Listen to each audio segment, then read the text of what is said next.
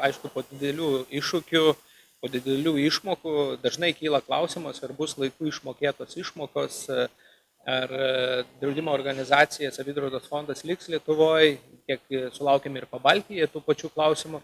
Tai drąsiai galim atsakyti, mes tikrai liekam, mes tikrai dirbom, mes išmanom šitą sektorių ir kiekvienais metais po blogų metų tikėtina ateina geresni metai.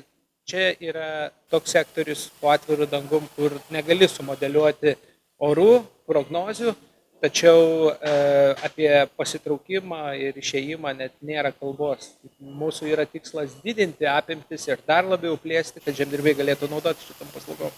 Indeed, I was a little bit surprised because, we are a company which do this work, this business since, I think, nearly 200 years, and we have a lot of experience, and we know that our business has a high volatility, and that we have to take into account in our risk management. Kadangi mes dirbam 10 Europos valstybių, tai visus šitos iššūkius žemdirbiai dalinasi tarpusavyje. Ir vienose šalyse rezultatai yra geresni, kitose situacija yra prastesnė, todėl bendram rezultate šiais metais Ferrante Hagel tikrai turės nuostolį, tačiau visi tam buvo pasiruošę, pastaruosius keletą metų buvo kaupiami techniniai atidėjiniai tam, kad galėtų tas išmokas padengti. Lietuvoje tikrai mes irgi reaguosim kažkiek į situacijas, tikrai atliksim tam tikros korekcijas skaičiavimuose, bet tai nebus atgrasu žemdirbiam toliau draustis pasėlius ir tikimės, kad tas skaičius artimiausiu metu gana stipriai padidės. I think the really advantage is that we only do this special thing, and our members are the owners of our company, so they can vote for that what we do, and we can't say, oh, we don't want to insure you anymore, and we can, at least we have to fix the price, that's right.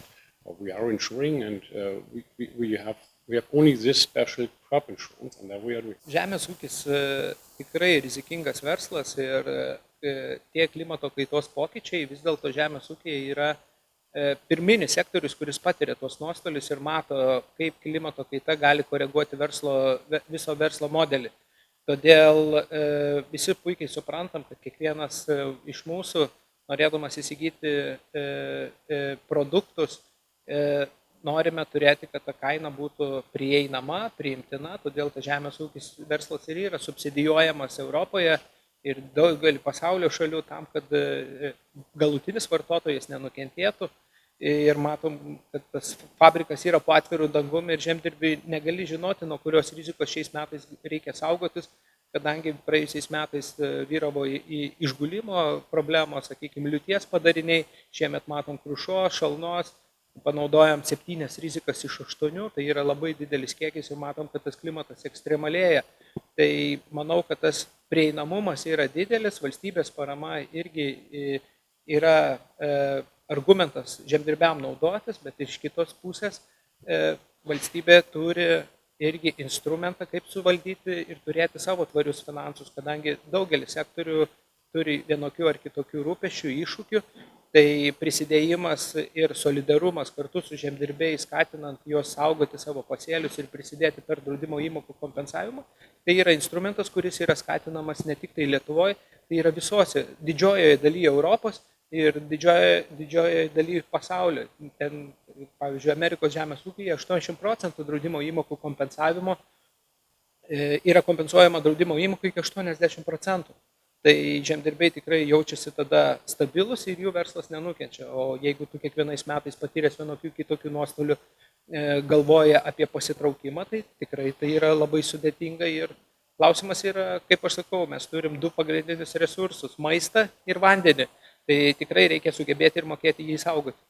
We do both. We look which experiences we made in the different countries, and we exchange the knowledge about these countries. And when we saw that we have a successful product in the one country that can be interesting in another country, we will introduce it in another country. I think we learn from each. Mes įvardinam, kad mes draudžiam nuo 8 rizikų, tačiau naujų rizikos produktų stengiamės nekurti tam, kad žemdirbiai galėtų tinkamai pasirinkti, nes kuo yra daugiau variantų, tuo yra sudėtingiau pasirinkti.